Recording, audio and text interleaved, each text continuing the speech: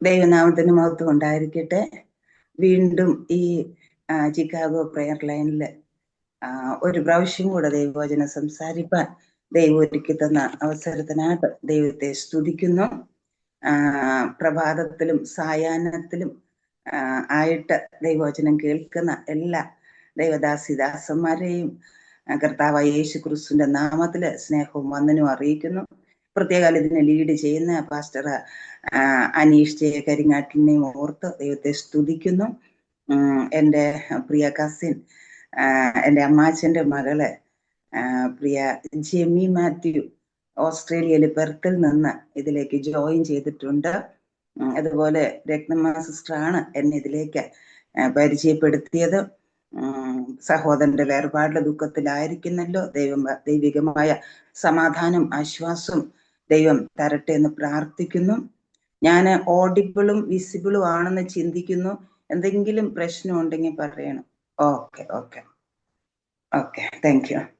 കഴിഞ്ഞ പ്രാവശ്യം എനിക്ക് വൈഫൈ ഇല്ലായിരുന്നു. ഇപ്രാവശ്യം ഞങ്ങൾ വൈഫൈ ഒക്കെ എടുത്ത്, കാരണം ഓൺലൈൻ മീറ്റിംഗ്സ് കൂടുതലുള്ളതുകൊണ്ട് ഞങ്ങള് സ്ഥിരവാസം ഇല്ലാത്തതുകൊണ്ടായിരുന്നു ഞങ്ങൾ ഇത് കട്ട് ചെയ്തത്. എന്നാലും ദൈവം എല്ലാ കാര്യവും അനുകൂലമായിട്ട് പ്രവർത്തിക്കുന്നു. ദൈവത്തെ സ്തുതിക്കുന്നു. ഞാൻ കഴിഞ്ഞ പ്രാവശ്യം എൻ്റെ സാക്ഷിയൊക്കെ പറഞ്ഞല്ലോ. ഇന്ന് ഞാൻ ദൈവവചന ചിന്തയിലേക്ക് നേരിട്ട് കടക്കാമെന്ന് ചിന്തിക്കുന്നു. യോഹന്നാന്റെ സുവിശേഷം 20-ാം അധ്യായത്തിന്റെ 13-ാം വാക്യമാണ് ഈ ദിവസങ്ങളിൽ എന്നെ ചിന്തിപ്പിച്ചുകൊണ്ടിരുന്നത്. അതിന്റെ ആദ്യ ഭാഗത്തില് അവളോട് സ്ത്രീയെ നീ കരയുന്നത് എന്ന് ചോദിച്ചു. എന്റെ കർത്താവിനെ അവർ എടുത്തുകൊണ്ട് പോയി, അവനെ എവിടെ വെച്ചു എന്ന് ഞാൻ അറിയുന്നില്ല. അപ്പൊ അവിടെ കർത്താവിനെ അന്വേഷിക്കുന്ന, കർത്താവിന്റെ ഡെഡ് ബോഡി അന്വേഷിക്കുന്ന ഒരു മറിയനെയാണ് നമ്മൾ കാണുന്നത്.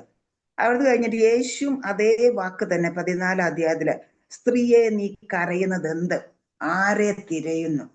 അപ്പൊ ഈ ദിവസങ്ങളിൽ നമ്മൾ ഉയർപ്പൊക്കെ ഈസ്റ്ററൊക്കെ എല്ലായിടത്തും ആഘോഷിക്കുന്ന ഒരു സമയമാണല്ലോ. അപ്പൊ ഉയർത്തെഴുന്നേറ്റ കർത്താവിനെ ആദ്യമായിട്ട് കാണുന്നതും അന്വേഷിച്ച് കണ്ടുപിടിച്ച് ആ ഉയർപ്പിന്റെ സന്ദേശം ആദ്യമായിട്ട് റിസീവ് ചെയ്യുന്നത് മഗ്ദലക്കാരത്തി മറിയ, മേരി മാഗ്ദലിൻ ആണെന്ന് നമുക്ക് ദൈവവചനത്തിൽ നമുക്ക് മനസ്സിലാക്കാനായിട്ട് സാധിക്കുന്നുണ്ട്. അപ്പൊ ആ കർത്താവ് അവളോട് ചോദിക്കുന്ന, ഉയർത്തെഴുന്നേറ്റ കർത്താവ് ആദ്യം പറയുന്ന വാക്കുകളാണ് സ്ത്രീയെ നീ കരയുന്നത്.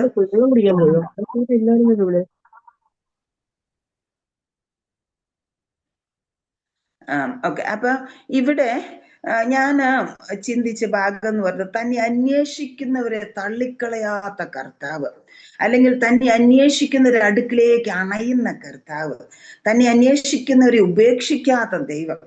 ആ കർത്താവിനെ കുറിച്ച് ചില ചിന്തകളാണ് എന്നെ ഇന്ന് പ്രഭാതത്തിൽ ചിന്തിക്കുവാനായിട്ട് ആഗ്രഹിക്കുന്നത്. അവിടെ ഈ മേരി മാഗ്ദലിൻ അല്ലെങ്കിൽ മഗ്ദലക്കാരത്തി മറിയ ആരാണെന്ന് നമുക്ക് മർക്കോസിന്റെ സുവിശേഷം 16-ാം അധ്യായത്തിന്റെ 9-ാം വാക്യത്തിലും ലൂക്കോസിന്റെ സുവിശേഷം 8-ാം അധ്യായത്തിന്റെ 2-ാമത്തെ വാക്യത്തിലും നമുക്ക് കാണാനായിട്ട് സാധിക്കുന്നുണ്ട്. ഈ മഗ്ദലക്കാരത്തി മറിയെ കുറിച്ച് പല പല സാഹിത്യങ്ങളും പല പല കമന്ററീസും ഒക്കെ, സ്പിരിച്വലായിട്ട് കമന്ററീസും ലോകപരമായിട്ട് പല സാഹിത്യങ്ങളും അവളെ ഒരു സ്വഭാവ ദൂഷ്യമുള്ള ഒരു സ്ത്രീയായിട്ടൊക്കെ അവതരിപ്പിച്ചത് ഞാൻ കണ്ടിട്ടും കേട്ടിട്ടും വായിച്ചിട്ടും ഒക്കെ ഉണ്ട്. പക്ഷെ ദൈവവചനം അങ്ങനെ ഒരു പിക്ചർ മേരി മാഗ്ദലിന് കൊടുക്കുന്നതേ ഇല്ല.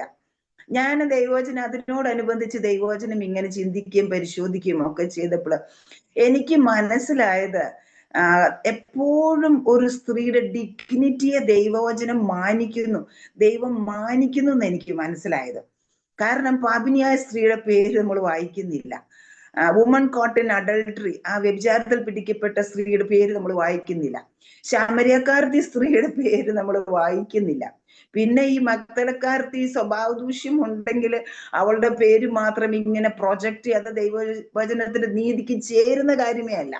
അപ്പൊ നിങ്ങൾക്ക് ഒരു ചിന്ത മനസ്സിൽ വരുമായിരിക്കും, രാഹാബിന്റെ പേരില്ലേന്ന്. രാഹാബിന്റെ പേര് അത് പിന്നീട് എഴുതുന്ന സമയത്ത് അവള് ദാവീദിന്റെ വല്യമ്മയായിട്ടും യേശുക്രിസ്തുവിന്റെ വംശാവലിയിലൊക്കെ വന്ന് വളരെ ഉന്നതമായ ഒരു സ്ഥാനം അവൾക്ക് വന്നതിന് ശേഷമാണ് കർത്താവ് അവളുടെ പേര് തിരുവചനത്തിൽ എഴുതിയിരിക്കുന്നത്. കാരണം ആ മോശയുടെ മരണശേഷമാണല്ലോ കനാൻ പിടിക്കുന്നത്. ആ കനാൻ പിടിക്കുന്ന സമയത്ത് തന്നെ ചരിത്രം എഴുതുന്നില്ല, പിന്നീടാണ് ആ ചരിത്രം എഴുതുന്നത്, യോശുവ എഴുതുന്നത്. അപ്പം അല്ലെങ്കിൽ യോശുവ എഴുതിയതിന് ശേഷം ആ ബാബിലോൺ പ്രവാസത്തിലാണ് അത് വീണ്ടും എഡിറ്റ് ചെയ്യുന്നത്. അപ്പൊ ആ സമയത്ത് എഡിറ്റ് ചെയ്ത് പബ്ലിഷ് ചെയ്യുന്നൊക്കെ സമയമായപ്പോഴേക്കും ദാവീദ് ഉന്നതനായ വ്യക്തി, അപ്പൊ ആ ദാവീദിന്റെ വല്യമ്മയായിട്ട് രാഹാബിന് അത്രയും ശക്തമായ ഒരു സ്ഥാനം ഇസ്രായേലിൽ വന്നതിന് ശേഷമാണ് അവളുടെ പേര് അവിടെ എഴുതപ്പെടാനായിട്ട് ഇടയായി തീർന്നത്. അപ്പൊ അതുപോലെ ഇപ്പൊ ഞാൻ പറഞ്ഞത് സ്ത്രീകളുടെ ഡിഗ്നിറ്റിയെ മാനിക്കുന്ന ഒരു ദൈവം അല്ലെങ്കിൽ ആ തിരുവചനത്തിൽ അങ്ങനെയാണ് നമുക്ക് കാണാനായിട്ട് സാധിക്കുന്നത്. അപ്പൊ മേരി മഗ്ദലക്കാരത്തി മറിയ ഒരിക്കലും സ്വഭാവദൂഷ്യമുള്ള ഒരു വ്യക്തിയല്ല, പക്ഷെ ഭൂതം ബാധിച്ചൊരു വ്യക്തിയായിരുന്നു. അവള് അതിനുശേഷം കർത്താവിനാൽ സൗഖ്യമാക്കി, കർത്താവ് അവൾക്ക് സൗഖ്യം കൊടുത്തു. അതിനുശേഷം കർത്താവിനെ ഗലീല മുതൽ യെരുശലേം വരെ കർത്താവിനെ അനുഗമിക്കുന്നതായിട്ട് നമ്മൾ വായിക്കുന്നുണ്ട്. അതാണ് മഗ്ദലക്കാരത്തി മറിയ. ഞാൻ ഇവിടെ കർത്താവിനെ അന്വേഷിക്കുന്ന ഒരു കാര്യം. അപ്പൊ അവൾക്ക് വളരെ നന്ദിയുള്ള ഒരു ഹൃദയം ഉണ്ടായിരുന്നു. ഇപ്പൊ കർത്താവിൽ നിന്ന് അനുഭവിച്ച സൗഖ്യം അവൾ അത് ഓർക്കുകയും നന്ദിയോടെ സ്മരിക്കുകയും തന്നാൽ ആവോളം കർത്താവിനെ ശുശ്രൂഷിക്കുന്നതായിട്ട് നമുക്ക് കാണുന്നുണ്ട്. ലൂക്കോസിന്റെ സുവിശേഷം 8:3 നമ്മൾ വായിക്കുന്നത്, തങ്ങളുടെ വസ്തുവക കൊണ്ട് യേശുവിനെ ശുശ്രൂഷിച്ച സ്ത്രീകളില് ഏറ്റവും ഫസ്റ്റ് ലിസ്റ്റിൽ മേരി മാഗ്ദലിൻ ഉണ്ട്. അതുപോലെ നമുക്ക് മർക്കോസിന്റെ സുവിശേഷം 15:40-41, ലൂക്കോസിന്റെ സുവിശേഷം 23:55, മത്തായി സുവിശേഷം 27:55, ഇതിലൊക്കെ ഇവർ യേശുവിനെ അനുഗമിച്ചിരുന്നു. ആ കൂട്ടത്തില് മഗ്ദലക്കാരത്തി മറിയ ആ ലിസ്റ്റിലെല്ലാം ഫസ്റ്റ് ആയിട്ട് നിൽക്കുന്നതായിട്ട് നമുക്ക് കാണാനായിട്ട് സാധിക്കും. അപ്പൊ തനിക്ക് ലഭിച്ച രോഗസൗഖ്യം വളരെ നന്ദിയോടെ ഓർക്കുകയും അതിന് തക്കതായിട്ട് റെസ്പോണ്ട് ചെയ്യുന്ന ഒരു വ്യക്തിയായിരുന്നു മഗ്ദലക്കാരത്തി. അല്ലെങ്കിൽ അങ്ങനെ റെസ്പോണ്ട് ചെയ്തവരില് ഏറ്റവും ഉന്നതമായ അനുഭവത്തിൽ കാണാനായിട്ട് കഴിയുന്ന അല്ലെങ്കിൽ ഫസ്റ്റ് ആയിട്ട് കാണുന്ന ഒരു വ്യക്തിയാണ് മഗ്ദലക്കാരത്തി മറിയ. അപ്പൊ ഇവിടെ യേശുവിനെ അവൾ അന്വേഷിക്കുന്ന ഒരു ഭാഗമാണ് എന്നെ ചിന്തിപ്പിക്കാൻ ഇടയായി തീർന്നത്. ആ യേശുവിനെ അന്വേഷിച്ച അവൾക്ക് ലഭിച്ച റെസ്പോൺസ് അത് 2 കാര്യം. ഒന്ന്, യേശുവിന്റെ സാമീപ്യം, 2, യേശുവിന്റെ ശബ്ദം. ഞാനിത് ചിന്തിച്ചുകൊണ്ടിരുന്ന സമയത്ത് എൻ്റെ മനസ്സിൽ വന്നൊരു പിക്ചർ, നമ്മള് ഈ ഗൾഫിലോ അല്ലെങ്കിൽ വിദേശങ്ങളിലൊക്കെ ജോലി ചെയ്യുന്ന പലരെയും കുറിച്ച് നമ്മൾ ഈ കാലഘട്ടങ്ങൾ അത് അത്രയും ഇല്ല, എന്നാൽ ഒരു 20 വർഷങ്ങൾക്കൊക്കെ മുൻപ് ഇഷ്ടംപോലെ സ്ത്രീകൾ തന്നെ കുടുംബം നടത്തുകയും ഭർത്താക്കന്മാര് വിദേശങ്ങളിൽ പോയി അധ്വാനിച്ച് അവർ പൈസ അയച്ചു കൊടുക്കുകയൊക്കെ ചെയ്യുന്ന ഒരു കാര്യം നമുക്ക് കാണാനായിട്ട് കഴിയുമായിരുന്നു. കേരളത്തിൽ അത് ഇഷ്ടംപോലെ കുടുംബങ്ങൾ അങ്ങനെ ഉണ്ടായിരുന്നു. അപ്പൊ ആ സമയത്ത് ആ ഭർത്താവ് മാസം പൈസ അയച്ചു കൊടുക്കും. വർഷത്തിലോ 2 വർഷം കൂടുമ്പോഴോ 3 വർഷം കൂടുമ്പോഴോ ഒക്കെ അവര് വരും. അപ്പൊ ആ ഭാര്യ ഭർത്താവ് വരാനായിട്ട് ടിക്കറ്റ് എടുത്ത് ഞാൻ ഇന്ന ദിവസം വരുമെന്ന് പറയുമ്പോൾ, ഓ വരണമെന്നില്ല, ഞാനിവിടെ കുറെ ബിസിയാണ് എന്ന് പറഞ്ഞാല് ആ ഭർത്താവിന് എത്രത്തോളം താല്പര്യം ഉണ്ടായിരിക്കും. അല്ല, ഞാൻ ഫോൺ വിളിക്കുമ്പോ, അയ്യോ അച്ഛാ എനിക്ക് ബിസിയാ, എനിക്ക് കാര്യങ്ങളെല്ലാം ചെയ്യാനുണ്ട് എന്ന് പറയുമ്പോൾ ആ ഭർത്താവിന് എത്രത്തോളം താല്പര്യം ഉണ്ടായിരിക്കും. നമ്മളെ നിർമ്മല കന്യകയായിട്ട് വിവാഹ നിശ്ചയം ചെയ്തിരിക്കുക.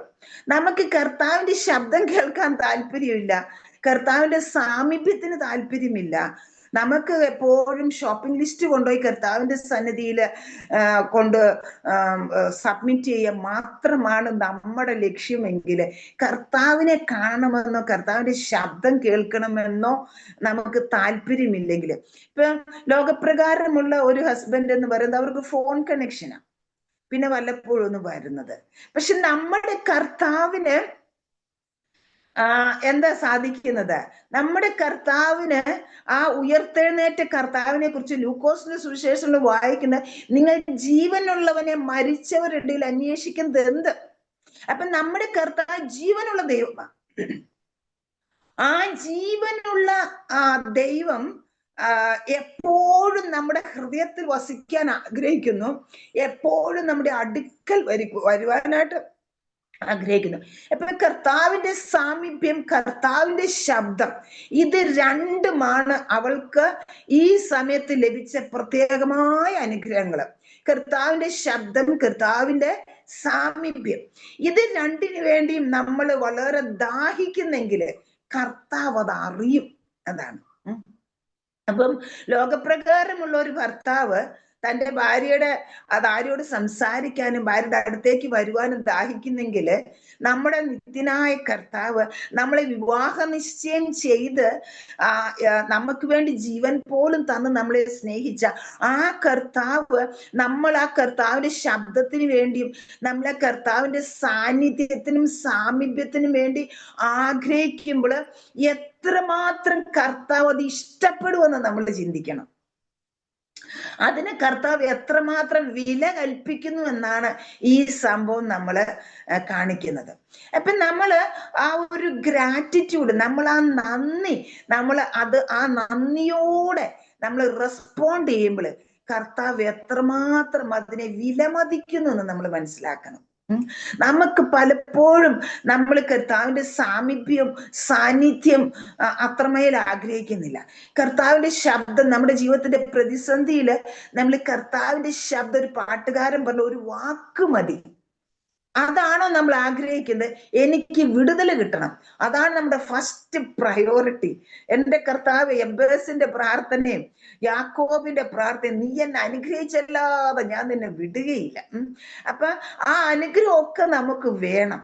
നമുക്ക് അതിരുകളൊക്കെ വിശാലമാകണം. അനർത്ഥം നമുക്ക് വ്യസനകാരണമാകരുത്. അതിനെക്കാട്ടിലൊക്കെ ഉപരിയായിട്ട് കർത്താവേ നീ എൻ്റെ അടുക്കൽ വരണമേ, ഞാൻ നിന്നെ കാണാൻ ആഗ്രഹിക്കുന്നു, അങ്ങയുടെ ശബ്ദം കേൾക്കാൻ ഞാൻ ആഗ്രഹിക്കുന്നു. ആ ഒരു വാഞ്ച, അതിനുള്ള ഒരു അൺക്വഞ്ചബിൾ ഡിസയർ, അതിനുള്ള ഒരു യേണിംഗ് ഡിസയർ നമുക്കുണ്ടോ? അത് കർത്താവ് വളരെ ആഗ്രഹിക്കുന്നു പ്രിയ ദൈവമക്കളെ.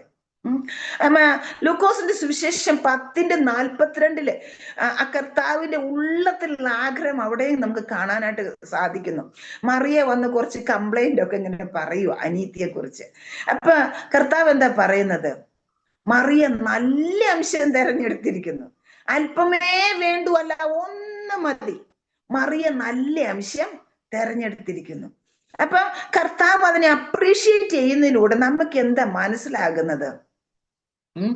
ആരും അപഹരിക്കാത്ത ഒരു നല്ല അംശം, ഒരു നല്ല ഓഹരി എന്ന് പറയുന്നത് എന്താ?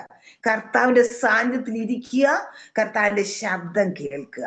ഇപ്പൊ കർത്താവിന്റെ സാന്നിധ്യം, കർത്താവിന്റെ ശബ്ദം, അതിനുവേണ്ടി നമ്മൾ ആഗ്രഹിക്കുന്നെങ്കിൽ അത് കർത്താവ് വളരെയേറെ വിലമതിക്കുന്നു. അതൊക്കെയാണ് ആ മോശയെ കുറിച്ച് കർത്താവ് അപ്രീഷിയേറ്റ് ചെയ്യുന്നത്. മോശയോട് പറഞ്ഞു, ഞാൻ ദൂതനെ നിന്റെ കൂടെ അയക്കാം. മോശ പറഞ്ഞു, തിരുസാന്റെ കൂടെ എന്നോട് കൂടെ പോരുന്നില്ല എങ്കിൽ എന്നെ ഇവിടുന്ന് പുറപ്പെടുവിക്കരുതേ. അപ്പൊ യഥാർത്ഥ ഭക്തന്മാര് കർത്താവിന്റെ സാന്നിധ്യത്തിന് വേണ്ടി ആഗ്രഹിച്ചു, കർത്താവിന്റെ ശബ്ദത്തിന് വേണ്ടി ആഗ്രഹിച്ചു. അത് കർത്താവ് വളരെയേറെ വിലമതിക്കുന്നു. അവരെ കർത്താവ് അപ്രീഷിയേറ്റ് ചെയ്യുന്നു. അവരുടെ ആഗ്രഹത്തെ കർത്താവ് അറിയുന്നു. അപ്പൊ നമ്മുടെ ജീവിതത്തില് ഇത് രണ്ടും നമ്മൾ ആഗ്രഹിക്കാതെ നമ്മൾ കർത്താവിന്റെ സന്ധിയിൽ കുറെ ആവശ്യങ്ങൾ അങ്ങ് വന്ന് പറയുക, ആ ആവശ്യങ്ങൾ പറഞ്ഞ് അതിന് വിടുതൽ കിട്ടിയാൽ മതി. വിദേശത്തിരിക്കുന്ന ഭർത്താവിനോട് ഇന്ന കാര്യങ്ങൾ വേണം, ഇന്ന പൈസ വേണം, അതിങ്ങോട്ട് തന്നാ മതി. വരുവൊന്നും വേണ്ട, എപ്പോഴും ഫോൺ ചെയ്ത് തന്നെ ശല്യം ചെയ്യുമൊന്നും വേണ്ട, ഈ വർഷം വന്നിട്ട് എനിക്ക് പണിയൊന്നും ഉണ്ടാക്കണ്ട. ഇങ്ങനെ പറയുന്ന ഒരു ഭാര്യയോട് ആ ഭർത്താവിന് എത്രമാത്രം ഇഷ്ടം തോന്നും.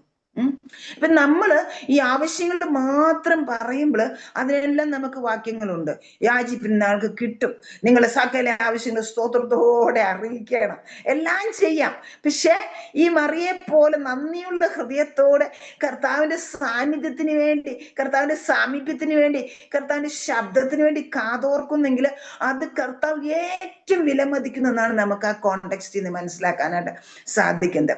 അവിടെ നമ്മൾ വായിക്കുമ്പോൾ മനസ്സിലാക്കാനായിട്ട് കഴിയുന്നത്, കർത്താവ് ആ തൻ്റെ മിഷൻ, ആ ദൗത്യം മുഴുവൻ നിവർത്തിച്ചിട്ട് ആ കർത്താവ് എന്ത് ചെയ്യുക, ആ പർദീസയിൽ പോയിട്ട് അബ്രഹാമിന്റെ മടിയിലേക്ക് പോയിട്ട് അവിടെയുള്ള പഴയ നിയമ വിശുദ്ധന്മാരെല്ലാം അവിടെ നിന്ന് വിടുവിച്ച് പിതാവായ ദൈവത്തിന്റെ സന്നിധിയിലേക്ക് പ്രസന്റ് ചെയ്യാനായിട്ട് പോകുമായിരുന്നു. ആ പോകുന്ന സമയത്ത് ഇവിടെ തൻ്റെ സാന്നിധ്യം, തന്നെ അന്വേഷിച്ച് തന്നെ കാണാത്തത് കൊണ്ട് ദാഹിച്ച് ആ കേഴുന്ന ആ കോരഹപുത്രന്മാര് കരയുന്നത് പോലെ, ഞാന് എന്താ പറയുന്ന നീർത്തോടുകളിലേക്ക് ചെല്ലുവാൻ ദാഹിക്കുന്നത് പോലെ എൻ്റെ ആത്മാവ് നിന്നോട് ചേരുവാൻ കാംക്ഷിക്കുന്നു.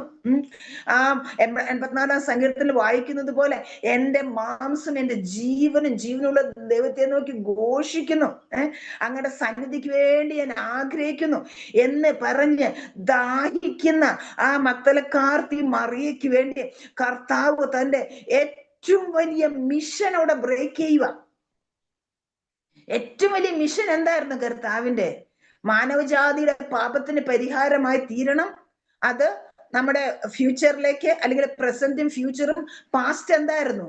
കർത്താവിന്റെ പാസ്റ്റ് ആയിട്ടുള്ള ദൗത്യം എന്തായിരുന്നു? ആ പഴയ നിയമ വിശുദ്ധന്മാരെ തന്നോട് ചേർന്ന് അവരെ കുറിച്ച് ലജ്ജിക്കാതെ, അബ്രഹാം, ഇസാക്ക്, യാക്കോബ് അവരെ കുറിച്ച് കർത്താവ് ലജ്ജിക്കുന്നില്ല. തന്നെ കുറിച്ച് ലജ്ജിക്കാതെ ലോകത്തിന്റെ സകല മിസ്രൈമിലെ നിക്ഷേപങ്ങളെയും വിട്ടിട്ട്, ലോകത്തിന്റെ നിക്ഷേപങ്ങളെല്ലാം വിട്ട് പരദേശിയായി പാർത്തുകൊണ്ട് ദൈവം ശില്പിയായി നിർമ്മിച്ചതും ആ അടിസ്ഥാനമുള്ള നഗരത്തിനായിട്ട് കാത്തിരിക്കുന്ന ഒരു കൂട്ടം ആ പർദീസയിലുണ്ട്. ആ പർദീസിലേക്ക് കർത്താവും രക്ഷിക്കപ്പെട്ട കള്ളനും കൂടെ ഒരുമിച്ച് കടന്നു ചെന്നിട്ട് കർത്താവ് പഴയ നിയമ വിശുദ്ധന്മാരെ അവിടെ നിന്ന് വിടുവിച്ചിട്ട് ആ പിതാവിന്റെ സന്നിധിയിലേക്ക് പ്രസന്റ് ചെയ്യാനായിട്ട് കടന്നു പോകുന്ന ആ വിലയേറിയ ദൗത്യത്തിന് ബ്രേക്ക് ഇട്ടിട്ട് തനിക്ക് വേണ്ടി ദാഹിക്കുന്ന അവളോടൊന്ന് റെസ്പോണ്ട് ചെയ്തിട്ട്, തനിക്ക് വേണ്ടി, തന്റെ ശബ്ദത്തിന് വേണ്ടി, തന്റെ സാമീപ്യത്തിന് വേണ്ടി തന്നെ അന്വേഷിക്കുന്ന അവൾക്ക് വേണ്ടി കർത്താവ് തന്റെ വിലയേറിയ മിഷൻ ഒന്ന് ബ്രേക്ക് ചെയ്ത് അവളോട് സംസാരിച്ചിട്ട് കടന്നു പോകുന്ന ആ കർത്താവിന്റെ ഹൃദയത്തിന്റെ വാഞ്ച നമുക്കൊന്ന് മനസ്സിലാക്കാനായിട്ട് സാധിച്ചിരുന്നെങ്കിൽ, നമ്മൾ ഈ ഷോപ്പിംഗ് ലിസ്റ്റ് കൊണ്ട് സറണ്ടർ ചെയ്യുന്നതിനേക്കാൾ, സബ്മിറ്റ് ചെയ്യുന്നതിനേക്കാൾ മുന്നമേ നമ്മൾ കർത്താവെ അങ്ങയുടെ ഒരു വാക്ക് എനിക്ക് മതി, അങ്ങയുടെ സാന്നിധ്യം മതി, എന്നെ പിന്നെ നിങ്ങൾക്ക് ഒന്നും ചെയ്യാൻ കഴിയുകയില്ല, ഞാൻ എൻ്റെ സാന്നിധ്യം നിങ്ങളോട് കൂടെ പോരും, ലോകാവസാനത്തോളം ഞാൻ നിങ്ങളോട് കൂടെ ഇരിക്കും. ആ കർത്താവിന്റെ സാന്നിധ്യത്തിന് വേണ്ടി നമ്മൾ കൂടുതൽ ദാഹിക്കുമായിരുന്നു. ഇന്നത്തെ നമ്മുടെ പ്രസംഗങ്ങളും നമ്മുടെ പഠിപ്പിക്കലും എല്ലാം ആവശ്യങ്ങളെ നിവർത്തിച്ചു തരുന്ന ദൈവം, വിടുതൽ തരുന്ന ദൈവം, അതാണ് ഫസ്റ്റ് പ്രയോറിറ്റി. എന്നാൽ കർത്താവിന്റെ സാന്നിധ്യത്തിന് വേണ്ടി എത്രയാ പ്രിയ ദൈവമക്കളെ, നമുക്കൊരു ആവശ്യം ചോദിക്കാൻ ഒരു ബുദ്ധിമുട്ടും ഇല്ല. കനാന്യ സ്ത്രീ വന്നിട്ട് കാര്യങ്ങളെല്ലാം പറഞ്ഞ് അവളുടെ കാര്യം നേടിയേ പോവുള്ളൂ, അല്ലേ? എൻ്റെ മകൾക്ക് ഭൂതോപദ്രവം കഠിനമായിട്ടിരിക്കുന്നു, എൻ്റെ മകൾക്ക് സൗഖ്യം കിട്ടിയേ ഞാൻ പോകുന്നു. അവള് പിന്നീട് കർത്താവിനെ അന്വേഷിച്ചോ? അവൾക്ക് ആകെ എന്ത് മതിയായിരുന്നു? അപ്പം നുറുക്കുകൾ മതി. അല്ലാതെ കർത്താവിന്റെ ഭവനത്തില് കർത്താവിന്റെ മകനോ മകളോ ആയിട്ട് ഇരുന്നിട്ട് അതിന്റെ പൂർണ്ണ അവകാശമൊന്നും അവൾക്ക് വേണ്ട. അവൾ പറഞ്ഞു എനിക്ക് അപ്പനുറുക്ക് മതി. നമുക്ക് അപ്പനുറുക്ക് മതിയോ, അതോ പൂർണ്ണമായ അവകാശം വേണം? കർത്താവിന്റെ ജ്യേഷ്ഠ സഹോദരനായിരിക്കുന്ന കർത്താവിന്റെ സഹോദരങ്ങളായിട്ട് തീരാൻ നമുക്ക് താല്പര്യമുണ്ടോ? കർത്താവിന്റെ മക്കളായി തീരാൻ താല്പര്യമുണ്ടോ? കർത്താവിന്റെ സാമീപ്യം നമുക്ക് ആവശ്യമുണ്ടോ? കർത്താവിന്റെ സാന്നിധ്യം നമുക്ക് ആവശ്യമുണ്ടോ? കർത്താവ് മരിച്ച ദൈവമല്ല, കർത്താവ് ജീവനുള്ള ദൈവമാണ്. അതാണ് ഈസ്റ്ററിന്റെ സന്ദേശം, നമുക്കറിയാമല്ലോ. ആ ജീവനുള്ള ദൈവം എന്താ പറഞ്ഞത്? ലോകാവസാനത്തോളം ഞാൻ നിങ്ങളോട് കൂടെ ഇരിക്കും. ഒരിക്കൽ കർത്താവ് ശിഷ്യന്മാര് വന്നിട്ട് ആൾക്കാരൊക്കെ വന്നിട്ട് ചോദിച്ചു, യോഹന്നാന്റെ ശിഷ്യന്മാർ ഉപവസിക്കുന്നുണ്ട്, പരീശന്മാർ ഉപവസിക്കുന്നുണ്ട്, നിന്റെ ശിഷ്യന്മാരെന്താ കതിര് കണ്ട അതും മറിച്ച് തിന്നും, എവിടുന്നെങ്കിലും എന്തെങ്കിലും കിട്ടി അത് മുഴുവൻ കഴിക്കാൻ വേണ്ടി മാത്രം നടക്കുന്ന ഒരു പാർട്ടികള്. അവര് മിക്കവാറും പട്ടിണിയായിരിക്കും. പിന്നെ ആരെങ്കിലും ഒരു ആഹാരം കഴിക്കുമ്പോൾ അവർ കൊടുക്കുക. വിശപ്പിന്റെ ആധിക്യം കൊണ്ട് അവര് ചിലപ്പോ കതിരും പറിച്ചൊക്കെ തിന്നുക. അപ്പൊ പരീശന്മാർക്കും യോഹന്നാന്റെ ശിഷ്യന്മാർക്കും ഒക്കെ ഇതൊരു ഇടർച്ചയായി. അപ്പൊ ചോദിച്ചു, നിന്റെ ശിഷ്യന്മാരെന്താ ഉപവസിക്കാത്ത? ഞങ്ങളൊക്കെ റൂട്ടീനായിട്ട് ഉപവസിക്കുന്നവരാ, റിച്വലായിട്ട് ഉപവസിക്കുന്നവരാ. നിന്റെ ശിഷ്യന്മാർക്ക് ഈ വക യാതൊരു ആചാരവും സമ്പ്രദായവും ഒന്നും ഇല്ലല്ലോ. അപ്പൊ കർത്താവിന്റെ മറുപടി എന്തായിരുന്നു? മണവാളൻ കൂടെയുള്ളപ്പോൾ തോഴ്മക്കാർക്ക് ഉപവസിക്കേണ്ട ആവശ്യമില്ല. മണവാളൻ അവരെ വിട്ടുപിരിയേണ്ടുന്ന കാലം വരും, അന്ന് അവര് ഉപവസിക്കും. അപ്പൊ വിട്ടുപിരിഞ്ഞ കർത്താവ് വിട്ടുപിരിയുമ്പോ എന്താ പറഞ്ഞത്? ഞാനോ ലോകാവസാനത്തോളം എല്ലാ നാളും നിങ്ങളോട് കൂടെ ഉണ്ട്. യോഹന്നാന്റെ സുവിശേഷം 14 അധ്യായത്തില് എന്റെ കൽപ്പന അനുസരിക്കുന്നവൻ എന്നെ സ്നേഹിക്കുന്നു, ഞാനും എന്റെ പിതാവും അവനോട് കൂടെ വന്ന് വാസം ചെയ്യും. അപ്പൊ ത്രിയേക ദൈവം നമ്മളോട് കൂടെ വാസം ചെയ്യുമെന്നുള്ള ഒരു പ്രോമിസ് തന്നിട്ടാണ് കർത്താവ് കടന്നു പോയിരിക്കുന്നത്. അപ്പൊ ആ പ്രോമിസ് നമ്മുടെ ജീവിതത്തിൽ നിറവേറുന്നില്ലെങ്കിൽ, കർത്താവിന്റെ സാന്നിധ്യം നമ്മളിൽ കുറയുന്നുണ്ടെങ്കിൽ, കർത്താവിന്റെ സാന്നിധ്യം വേണ്ട പോലെ നമുക്ക് അനുഭവിക്കാൻ കഴിയുന്നില്ലെങ്കിൽ നമ്മൾ എന്ത് ചെയ്യണമെന്നാ കർത്താവ് എക്സ്പെക്ട് ചെയ്യുന്നത്? നമ്മൾ ഉപവസിച്ച് കർത്താവിന്റെ സാന്നിധ്യത്തിന് വേണ്ടി കാത്തിരിക്കാനായിട്ട്. ആ മക്തൽക്കാരത്തി മറിയം, ബാക്കി മറ്റേ മറിയം, ശലോമയും യോഹന്നയും യോഹന്നയാണല്ലോ ജോയന്ന, അവരൊക്കെ കൂടെ എന്ത് ചെയ്തു? സുഗന്ധവർഗം ഒരുക്കി കാത്തിരുന്നു. അപ്പൊ നമ്മള് പൗലോസ് എന്താ പറയുന്നത്? ഞങ്ങൾ രക്ഷിക്കപ്പെടുന്ന ഇടയിലും നശിച്ചുപോകുന്ന ഇടയിലും ക്രിസ്തുവിന് സൗരഭ്യവാസന. അപ്പൊ നമ്മളൊരു സൗരഭ്യവാസനയായി തീർന്ന കർത്താവിന് വേണ്ടി കാത്തിരിക്കുന്നുണ്ടോ? നമ്മുടെ ജീവിതം ഒരു സുഗന്ധമാക്കി തീർത്തിട്ട് ഒരു പ്ലീസിങ് അരോമയാക്കി മാറ്റിയിട്ട് നമ്മൾ കർത്താവിന് വേണ്ടി കാത്തിരിക്കുന്നുണ്ടോ? ആ കാത്തിരിക്കുന്നവരാണ്. ഇനി കർത്താവ് രണ്ടാമത് വരുന്നത് ആർക്ക് വേണ്ടിയിട്ടാ? തന്നെ കാത്തിരിക്കുന്നവരെ രക്ഷയ്ക്കായിട്ടാ. ഇപ്പൊ നമ്മുടെ കർത്താവിന്റെ സാന്നിധ്യത്തിന് വേണ്ടി കാത്തിരിക്കുന്ന ഒരു അനുഭവം നമുക്കുണ്ടോ? കർത്താവിന്റെ സാമീപ്യത്തിന് വേണ്ടി കാത്തിരിക്കുന്ന ഒരു അനുഭവം നമുക്കുണ്ടോ? കർത്താവെ, അങ്ങയുടെ ശബ്ദം എനിക്ക് കേൾക്കണം, എന്നിട്ടേ ഞാൻ ഇവിടുന്ന് പോകുള്ളൂ. കർത്താവിന്റെ ശബ്ദം എന്നോട് ഇടപെടണമേ, അങ്ങ് എന്നോടൊന്ന് സംസാരിക്കണമേ. കർത്താവിന്റെ ശബ്ദം കേൾക്കാനാണോ കൂടുതൽ താല്പര്യം? കർത്താവിന്റെ സാമീപ്യവും സാന്നിധ്യവും അനുഭവിക്കാനാണോ കൂടുതൽ താല്പര്യം? ഷോപ്പിംഗ് ലിസ്റ്റ് ഇറക്കി വെച്ച് പെട്ടെന്ന് കാര്യം നേടി പോകാനാണോ? അപ്പനുറുക്കുകൾ കൊണ്ട് സാറ്റിസ്ഫൈഡ് ആകാനാണോ നമ്മുടെ താല്പര്യം? കർത്താവ് എന്തിനാ വില മതിക്കുന്നത്? കർത്താവ് ശിഷ്യന്മാരെ തെരഞ്ഞെടുക്കുമ്പോൾ മാർക്കോസിന്റെ സുവിശേഷം 3:14 ഫസ്റ്റ് പ്രയോറിറ്റി എന്താ? തന്നോടുകൂടെ ഇരിപ്പാൻ. അതാ കർത്താവ് ആഗ്രഹിക്കുന്നത്. അത് കഴിഞ്ഞിട്ടാണ് പ്രസംഗവും രോഗശാന്തി ഭൂതശാന്തി ഒക്കെ ഉള്ളു. തന്നോടുകൂടെ ഇരിപ്പാൻ.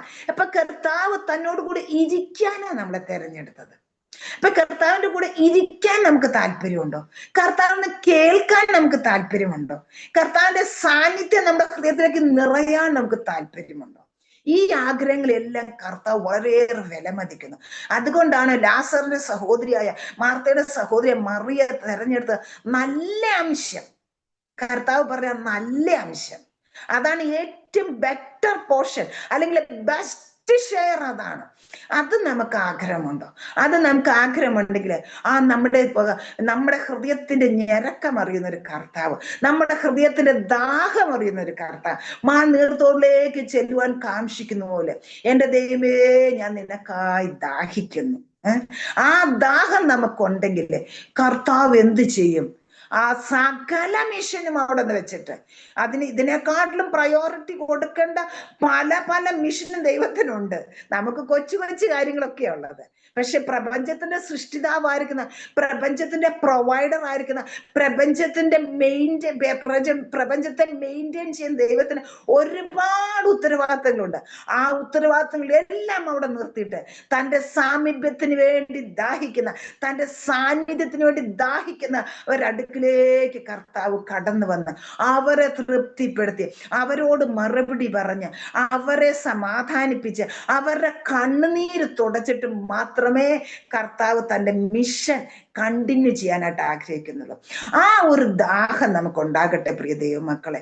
എനിക്ക് ആ ദാഹം ഉണ്ടാകട്ടെ, നമുക്ക് ഓരോരുത്തർക്കും ആ ദാഹം ഉണ്ടാകട്ടെ. ഇന്ന് ഞാൻ കർത്താവിന്റെ ശബ്ദം കേൾക്കും, ഞാൻ ഇന്ന് കർത്താവിന്റെ സന്നിധിക്ക് വേണ്ടി ദാഹിക്കും. എന്റെ ഹൃദയത്തിൽ കർത്താവിന്റെ നിറവുണ്ടോ എന്ന് ഞാൻ എന്നെ തന്നെ ഒന്ന് എക്സാമിൻ ചെയ്യും. ആ നിറവിന് കുറവുണ്ടെങ്കിൽ കർത്താവേ എന്നെ നിറയ്ക്കണമേ, എന്റെ കർത്താവിന്റെ സാന്നിധ്യം എന്നിലൊന്ന് നിറയണമേ, എന്റെ കർത്താവിന്റെ ശബ്ദം ഇന്ന് കേൾക്കണം. എനിക്ക് ഷോപ്പിംഗ് ലിസ്റ്റ് ഇറക്കി വെക്കുന്നത്, എനിക്ക് അപ്പനുറുക്കുകളെക്കാട്ടിലും ഉപരിയായിട്ട് എന്റെ കർത്താവിന്റെ ശബ്ദം ഇന്ന് എനിക്ക് കേൾക്കണം. എന്റെ കർത്താവിന്റെ സാന്നിധ്യം എന്റെ ഹൃദയത്തിൽ നിന്ന് നിറയണം. അതിനേക്കാൾ കൂടുതലായിട്ട് ലോകത്തിൽ ഒന്നും ഞാൻ ആഗ്രഹിക്കുന്നില്ല. ഒരു ജാരന്മാരുടെ പിന്നാലെ ഞാൻ പോവുകയില്ല. ഇതിനേക്കാൾ ഉപരിയായിട്ട് ഞാൻ ഒന്നിനെയും വിലമതിക്കുകയില്ല. ആ നല്ല അംശം ഞാൻ തിരഞ്ഞെടുക്കാം. എന്റെ കർത്താവിന്റെ സന്നിധി ഞാൻ ഇരിക്കും. എന്റെ കർത്താവിന്റെ ശബ്ദം കേൾക്കാൻ ഞാൻ ദാഹിക്കും. ഞാൻ ഒരുക്കിയ സുഗന്ധവർഗവുമായിട്ട് എന്റെ ജീവിതം ഒരു പ്ലീസിങ് അരോമയാക്കി ഞാൻ എന്റെ കർത്താവിന്റെ സന്നിധിയിൽ എന്റെ കർത്താവിന്റെ ശബ്ദത്തിനായിട്ട് കാത്തിരിക്കാം. എന്റെ കർത്താവിന്റെ സാന്നിധ്യം നിറയാനായിട്ട് ഞാൻ കാത്തിരിക്കാം. ആ ഒരു തീരുമാനം, ആ ഈസ്റ്ററിന്റെ സന്ദേശം എന്റെ ഹൃദയത്തിൽ നിറയട്ടെ. ആ ഉയർത്തെഴുന്നേറ്റ കർത്താവ് എന്റെ ഹൃദയത്തിൽ നിറയട്ടെ. നമ്മൾ ഓരോരുത്തരും നിറയട്ടെ. അതിനായി ഞാൻ ദാഹിക്കും, അതിനായി ഞാൻ കാത്തിരിക്കും. എന്റെ കർത്താവിനോട് സംസാരിക്കുന്നത് വരെ നീ എന്നോട് സംസാരിച്ചല്ലാതെ ഞാൻ ഇവിടുന്ന് എഴുന്നേൽക്കില്ല, ഞങ്ങളുടെ സാന്നിധ്യം നിറഞ്ഞല്ലാതെ ഞാൻ ഇവിടുന്ന് പോകുകയില്ല എന്ന് പറയുന്ന ഒരു സമർപ്പണത്തിലേക്ക് നമുക്ക് കടന്നു വരാൻ ഇടയാക്കട്ടെ. ഞാനും ഈ വചനത്തിന് എന്നെ സമർപ്പിക്കുന്നു. ഈ വചനങ്ങളാൽ ദൈവം നമ്മെ അനുഗ്രഹിക്കുമാറാകട്ടെ. Praise the Lord, praise the Lord. പ്രിയമുള്ളവരെ, എത്ര ശക്തമായിട്ടുള്ള ദൈവവചനമാണ് നമ്മൾ കേട്ടുകൊണ്ടിരുന്നത്. കർത്താവിൻ്റെ ദാസി വളരെ എൻഗേജ്ഡായിട്ട് വളരെ നല്ല രീതിയിൽ തിരുവചനത്തിൽ നിന്ന് സംസാരിച്ചല്ലോ. നമുക്കറിയാം, ഈ ദിവസങ്ങളിൽ നമ്മൾ കർത്താവിൻ്റെ ഉയർപ്പിനുമായിട്ട് ബന്ധപ്പെട്ട കാര്യങ്ങളൊക്കെ ചിന്തിക്കുകയും ധ്യാനിക്കുകയും ഒക്കെ ചെയ്തുകൊണ്ടിരിക്കുന്ന ഒരു കാലഘട്ടമാണല്ലോ.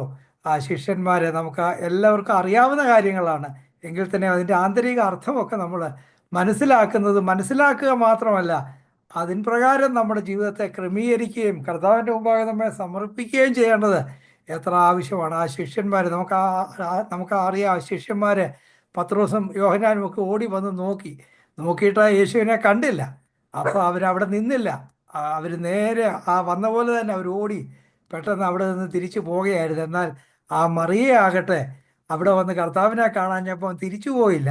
കർത്താവിനെ കണ്ടിട്ടേ ഞാൻ പോകത്തുള്ളൂ എന്ന് പറഞ്ഞ് അവിടെ നിന്നുകൊണ്ട് കരയുകയാണ്. എത്ര വലിയ സ്നേഹമാണ് പ്രിയമുള്ളവർ! അവിടെ നിന്നുകൊണ്ട് കരയുക. അപ്പോഴാണ് കർത്താവ് പ്രത്യക്ഷപ്പെടുകയാണ്. ആദ്യമായിട്ട് കർത്താവ് ഒരു സ്ത്രീക്കാണ് പ്രത്യക്ഷപ്പെട്ടത്. വലിയ മിടുക്കന്മാരായ ശിഷ്യന്മാരൊക്കെ ഉണ്ടായിരുന്നു, പക്ഷേ അവർക്ക് ആർക്കും അല്ല പ്രത്യക്ഷപ്പെട്ടത്. ആദ്യമായിട്ട് ആ സ്ത്രീക്കാണ്. എന്നിട്ട് എന്താ പറഞ്ഞത്? സ്ത്രീയെന്ന് വിളിച്ച ഉടനെ മറിയ എന്താ പറഞ്ഞത്? ഇത് ഞാൻ മിക്കപ്പോഴും പറയാറുള്ള കാര്യമാണ്, നിങ്ങൾക്ക് എല്ലാവർക്കും അറിയാവുന്ന കാര്യം. എന്നാലും പറഞ്ഞത് എന്തുവാ? തോട്ടക്കാരനാന്ന് വിചാരിച്ച് പറയാ, നീ യജമാനെ കർത്താവിനെ എവിടാ വെച്ചത്? ഇങ്ങത്താ, ഞാൻ അങ്ങ് എടുത്തുകൊണ്ട് പൊക്കോളാമെന്ന്. അത് ലോകത്തിൽ ആരും, മറിയ അല്ലാതെ ആരും അങ്ങനെ പറഞ്ഞതായിട്ട് കേട്ടിട്ടില്ല.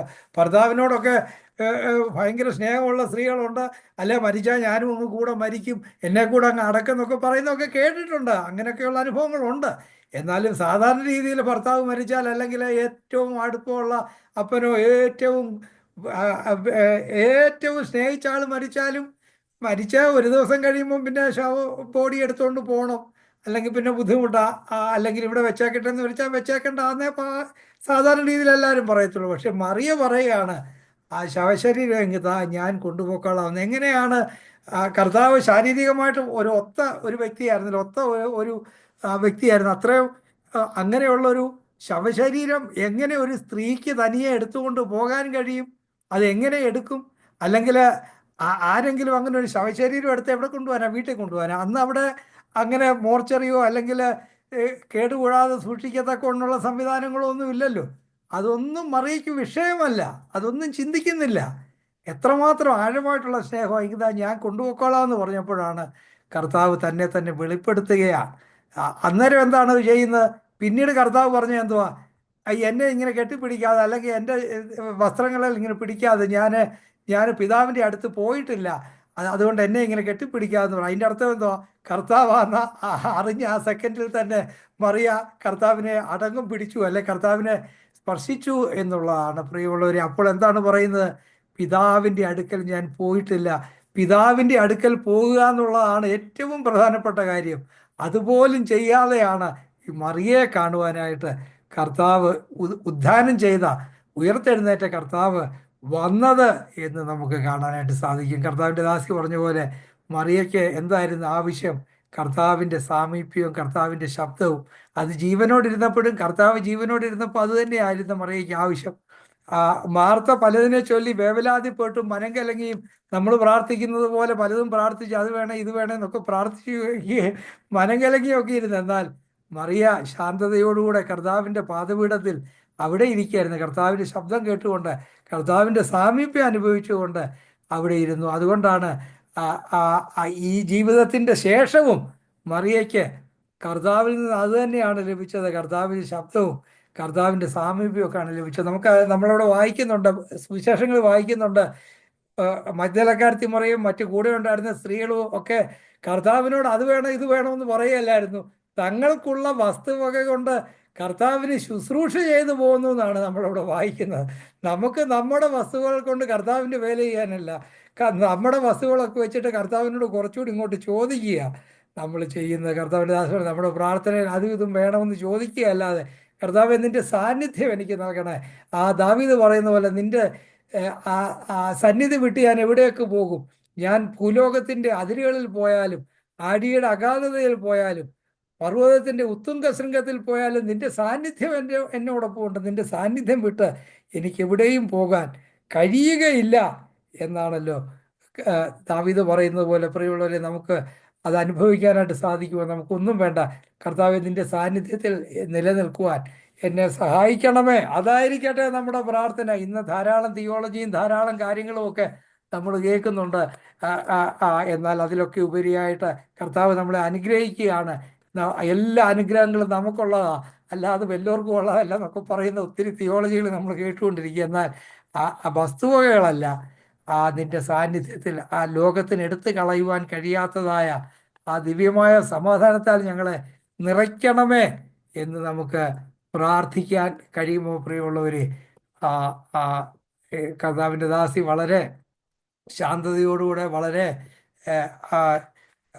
നമുക്ക് മനസ്സിലാകുന്ന രീതിയിൽ, വളരെ എൻഗേജ്ഡ് ആയിട്ട്, വളരെ ശക്തമായ രീതിയിൽ തിരുവനന്തപുരത്ത് നിന്ന് സംസാരിച്ചല്ലോ. സാധാരണ ഡോക്ടറേറ്റ് ഒക്കെയുള്ള ആളുകൾ, അല്ലെങ്കിൽ തിയോളജി കോളേജിലൊക്കെ പഠിപ്പിക്കുന്ന ആളുകൾ സാധാരണ വലിയ ദൈവശാസ്ത്രമൊക്കെ പറഞ്ഞ് എസ്കറ്റോളജിയും സോറ്റീരിയോളജിയും ക്രിസ്റ്റോളജിയും ഒക്കെ പറഞ്ഞ്, പിന്നെ ഗ്രീക്കിൻ്റെ അർത്ഥവും ഹീബ്രുവിലെ വാക്കും ഒക്കെ പറഞ്ഞ് നമ്മളെ ഇങ്ങനെ വിഷമിപ്പിക്കാതെ കർത്താവിൻ്റെ ദാസി എത്ര മനോഹരമായിട്ട് ശക്തമായിട്ട് തിരുവനന്തപുരത്തിൽ നിന്ന് സംസാരിച്ചു. പ്രിയമുള്ളവരെ, നമുക്ക് ഈ വചനത്തിന് മുമ്പാകെ നമ്മെ തന്നെ സമർപ്പിക്കാം. കർത്താവ് നമ്മെ ധാരാളമായിട്ട് സഹായിക്കട്ടെ.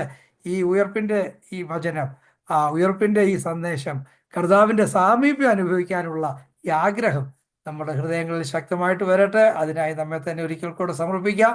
കർത്താവിൻ്റെ ദാസിയെയും കുടുംബത്തെയും കർത്താവ് ഈ ദിവസങ്ങളിൽ ധാരാളമായി അനുഗ്രഹിക്കട്ടെ. ശക്തമായിട്ട് അനേകരെ ശുശ്രൂഷ ചെയ്യുന്നതിനും അനേകരെ കർത്താവിലേക്ക് നയിക്കുന്നതിനും ഈ ദിവസങ്ങളിൽ ഇടയാക്കട്ടെ എന്ന് പ്രാർത്ഥിക്കുന്നു. ഷിക്കാഗോ പ്രയർ എൻ്റെ പേരിലുള്ള സ്നേഹം, സന്തോഷം, നന്ദി പ്രകാശിപ്പിക്കുന്നു.